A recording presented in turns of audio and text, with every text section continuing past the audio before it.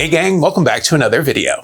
So this week I'm finishing up my Detention block Holocam build, but before we get into it, let's do a bit of a recap.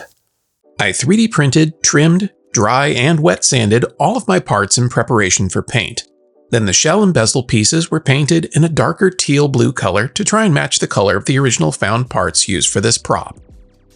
The lens holder was painted in a lighter blue, then masked off and the darker blue accent was added. I prepped the button details for a metallic finish starting with a matte black base layer, followed by a high gloss varnish, and finally a metallic paint coat. And now that we're up to speed, let's finish the project. This prop featured two antenna details that were likely made of milled aluminum. But since I don't have access to a lathe, I modeled and printed the more detailed piece with the intention to use a piece of 1/2-inch CPVC pipe for the neck. And after cutting down the pipe, I could apply a bit of glue and get the two pieces attached before moving on to the thinner portion. And for that I'm using an 1/8-inch steel rod. I had hoped to find this in aluminum, but this was the best and most affordable option. But before I can install it, I want to remove the discoloration, and for that I'll need a few grits of sandpaper and my drill. This piece will eventually get painted so that it's uniform with the rest of the antenna assembly. So this is just about prepping the surface to give the paint something to bite into. And worst case scenario, should the paint fail over time, it will at least expose a real metal finish.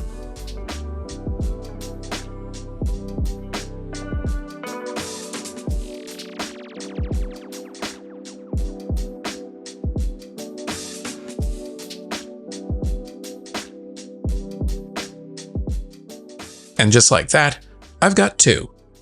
Now I just need to figure out attachment points. While I was thinking about how to tackle this, I noticed the tongue depressors on my bench and thought they might be a decent solution. So I cut a few pieces and glued them to the hardware I'd selected and tested the fit. Much to my surprise, it worked really well. Then it was just a matter of gluing it into position, and then I had a removable mount for the antennas.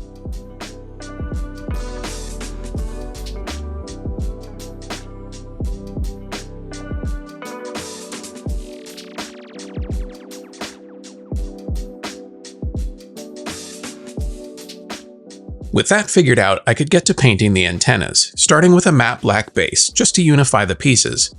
And when it was dry, I painted them in a medium gray color to help these parts look a bit brighter than the chrome button pieces. And once I had solid coverage, I could let them dry before applying the final metallic coat.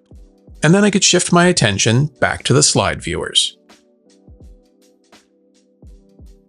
The original slide viewers were hinged and snapped together at the back so that you'd have access to replace the battery and light bulb. But since that's not a concern of mine, I need a more straightforward method of keeping these together. So I cut myself a few pieces of styrene and decided to glue them inside the viewer shell, which would create a lip that I could use to bond both halves together.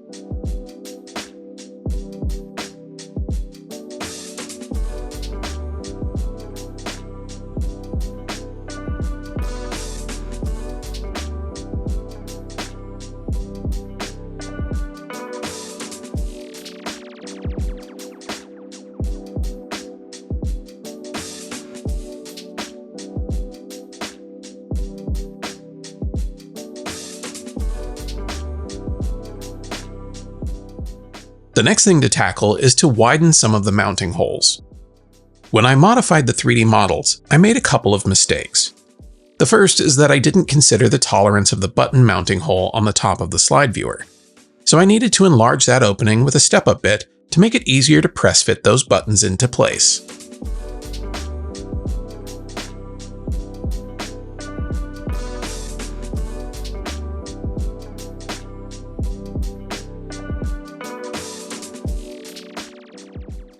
The second mistake is that I didn't bother to check to see what hardware I had on hand when adding the mounting holes to the back of the 3D model, so those will also need to be enlarged to fit bigger bolts.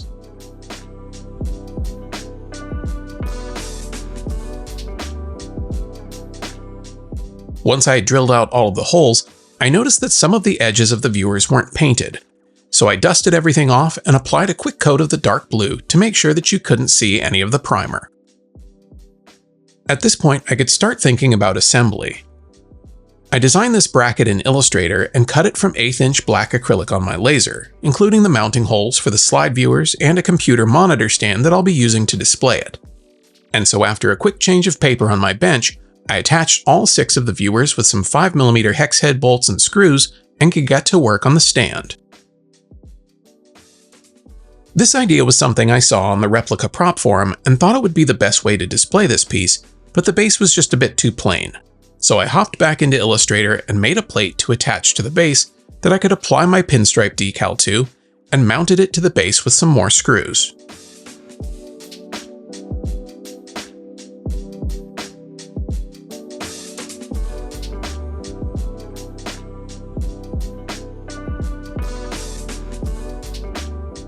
I also used a couple of my toggle switches from my mold making video to help it look a bit more like the control panels in the detention block scene.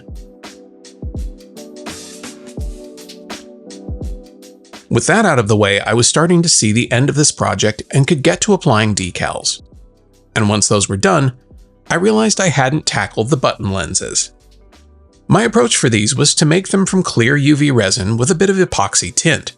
So I loaded up my printer, mixed in a bit of red tint, and got to printing.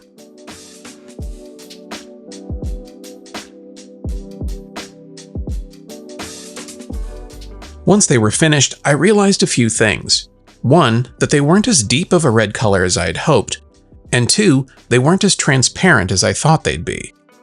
This is likely due to using the wrong kind of tint. But I had another idea.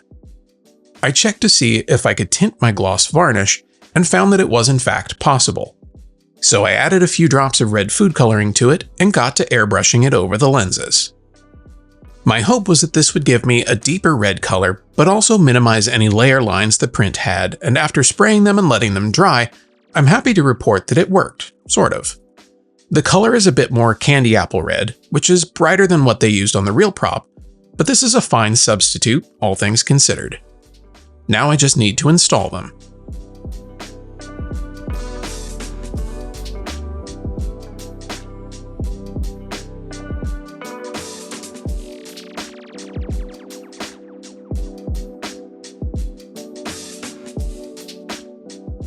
The final part of this installation is the bezels. I glued them into the viewer frame with a bit of CA glue, and then I could place in the lenses. These are printed in the same clear resin as the button lenses, but without the tint. And while they're not crystal clear, I like how diffused they look, especially since I'm on the fence about weathering this prop. So should I decide to go that route, I think they'll look great. And if I change my mind, I can always apply the gloss clear coat to give them a nicer finish. The only things left to do now is apply a bit of CA glue to the tabs on the viewer frame to hold it in position, and then I can clip it into the monitor stand, and this detention block Holocam is done.